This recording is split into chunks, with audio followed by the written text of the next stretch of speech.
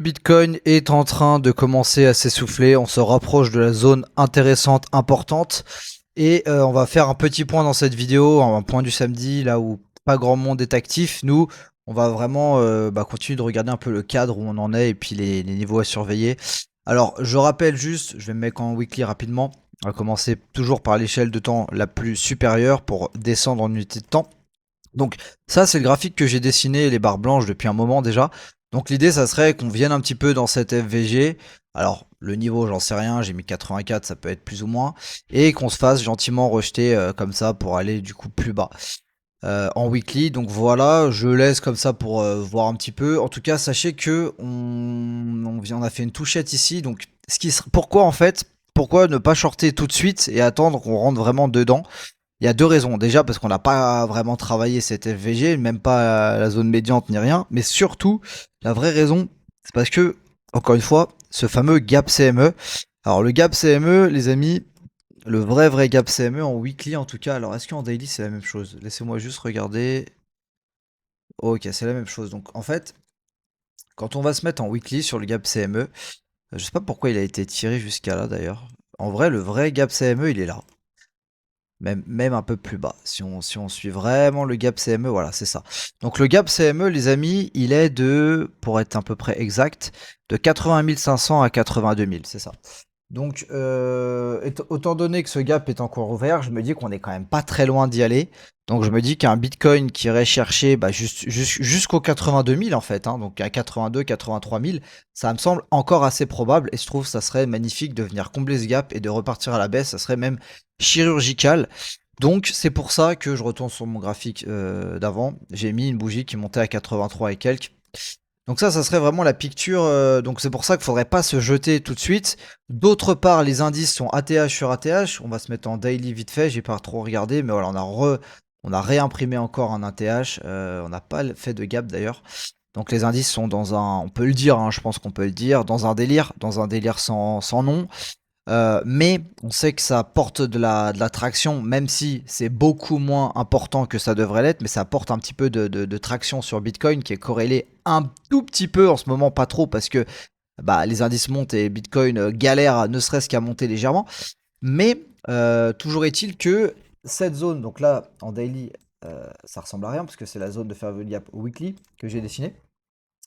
Donc qu'est-ce que je voulais dire en daily? Attendez, laissez-moi repasser en daily. Donc en daily, voilà, je pense qu'on va venir au moins chercher les 80 000, voire aller un petit peu dans ce gap, un petit peu par ici, jusqu'à regarder cette FVG, elle termine à 81 000.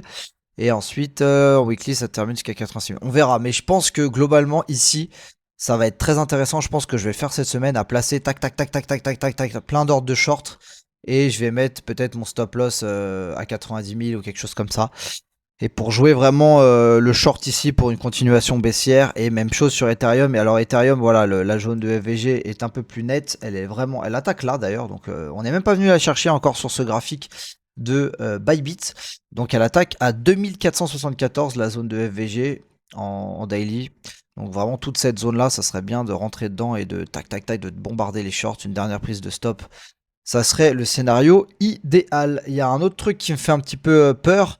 Alors le prix de l'oil qui s'est fait rejeter à peine. Alors voilà, ça c'est vraiment encore une fois chirurgical. Regardez. On va enlever ça. Regardez comme on est venu rentrer. Je sais pas si vous voyez. Alors c'est mal dessiné, hein. Voilà, tac. On est venu rentrer pile poil dans cette FVG, blam, on s'est fait rejeter. Rejeté complètement, alors complètement on va voir. Premier rejet, donc on est venu quand même à 98 et on a 94, donc léger rejet dans cette FVG. Alors, ça peut nous initier du coup un rejet pour une continuation baissière, ou bien tout simplement, là il y a encore un tout petit bout, un retour ici pour retourner la travailler. En tout cas, bah voilà, le pétrole est encore très cher. En fait, si vous voulez, moi, ce qui m'étonne dans la situation actuelle, c'est qu'on a des indices qui nous disent que, en gros, tout va bien dans le meilleur des mondes, les taux vont être baissés à zéro. Enfin, on a vraiment l'impression, quand on voit une charte comme ça sur le Nasdaq, quand on voit ça sur le Nasdaq, on a vraiment l'impression, je vous le dis honnêtement, que, je sais pas, qu'on a prévu de baisser les taux à chaque trimestre, quoi. Enfin, 20%. Le truc a pris 20% en un mois. Enfin, je sais pas si quelqu'un suit le truc, mais on a pris 20% en un mois. Tu sais, j'ai l'impression que vraiment, C'est comme si on avait annoncé que on retournait en taux zéro d'ici un an. Enfin, je sais pas. Et le Bitcoin, lui, ne réagit pas beaucoup par rapport au Nasdaq. Donc moi, il y a vraiment quelque chose qui se passe où il y a, entre le fondamental et ce que nous disent les indices, il y a vraiment une décorrélation qui est étrange. Et un autre truc qui m'a choqué là tout à l'heure, les amis, et on va finir là-dessus. Donc déjà la TVL en DeFi qui continue de chuter, on voit que ça commence à craindre, hein. Je vous cache pas que moi je mettrai plus mon argent sur la DeFi à court terme du moins. Les ETS inflow les gars, on a eu une belle journée à 800 millions, regardez depuis. On fait que de faire des inflows quasiment inexistants, 30 millions, enfin c'est une blague. Donc là on voit vraiment qu'il y a plus d'argent qui rentre dans les inflows et la stablecoin market cap, ça fait un moment qu'elle est à top. Ça fait une semaine qu'on n'arrive plus à imprimer et qu'on désimprime un peu des stablecoins. Et ça s'était pas arrivé depuis un moment. Quand tu regardes, ça faisait au moins un mois qu'on faisait que d'imprimer.